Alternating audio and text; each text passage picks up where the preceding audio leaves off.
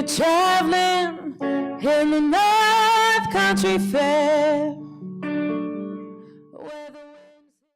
I'm Jenny Gropp. I'm the managing editor of the Georgia Review, and I'm standing in today for our editor, Stephen Corey, who first met Judith in 1981.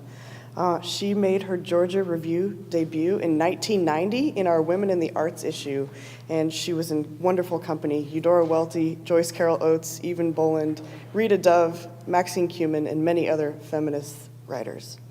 I first met Judith, somewhat ironically, while she was working on her last piece for the Georgia Review, an essay that was published in our 2012 Georgia Writers Hall of Fame issue, which was my first issue as managing editor. Judith was gracious and brilliant, and I appreciated every moment of working with her. When we finally met in person, all the editing was done over email.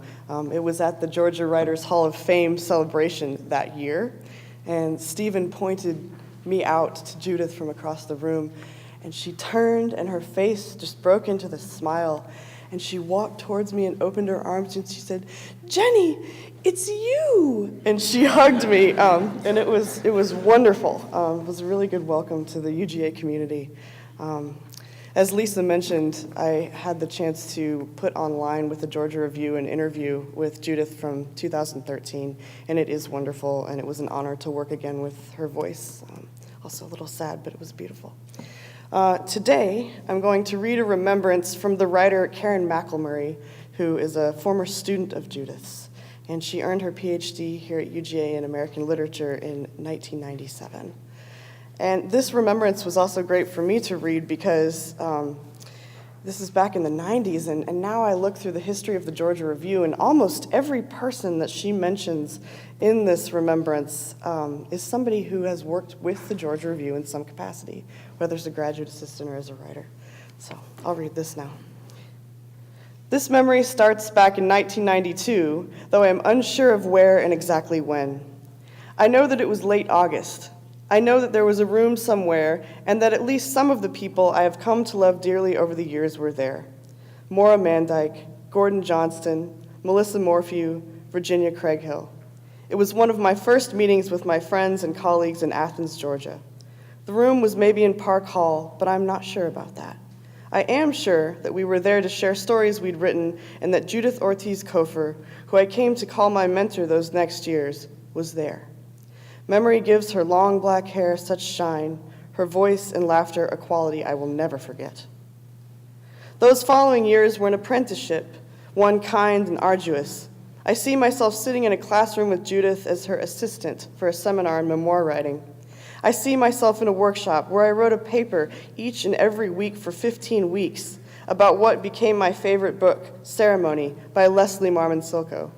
I see myself learning to revise, learning to let go of pages, discover new ones, all under Judith's direction. I see her handwriting on the pages of books of her own that she autographed for me. "Compadre," she wrote, "remember what it means to be an artist, first and last." During those 5 years in Athens, I took workshops and went to readings and taught classes. I went to Sapelo Island each spring to share a working retreat with Jim Kilgo, Judith Ortiz Cofer, Coleman Barks, and all of my peers. I walked the beach with Judith once in the dark, and we lit sparklers right by the water's edge. I learned those years what it meant to be in a community of others who also want to learn, to write, to summon that hardest of things, a writing life.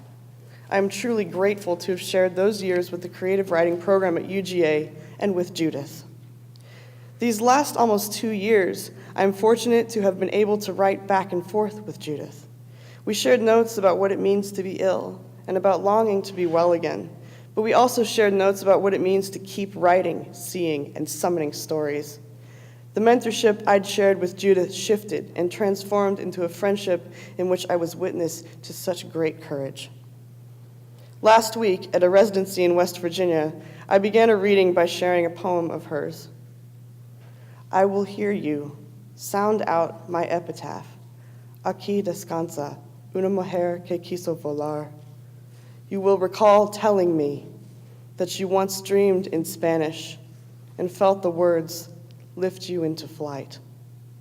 Later, a student came up to me and said that it seemed as though a wavering light visited and stood behind me as I read the poem. I believe this. The spirit of words, of friendship, of art to be made ahead, there with us all. I am so grateful. Thank you.